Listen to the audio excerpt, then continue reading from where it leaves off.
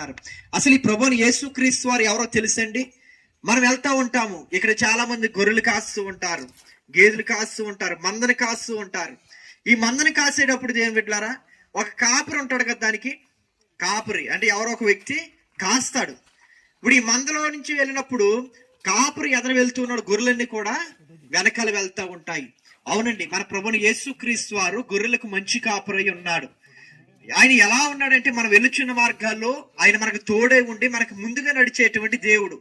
ఇంకా చెప్పాలంటే దేవుడు బిడ్డలారా, గాఢంధకార లోయలో మనం సంచరించినను ఏ అపాయము కూడా మనకు కలుగుదంట. ఎందుకంటే మనకు ఒక కాపురు ఉన్నాడు. హల్లెలూయా, అర్థమవుతుందండి. ఎవరున్నారు మనకి?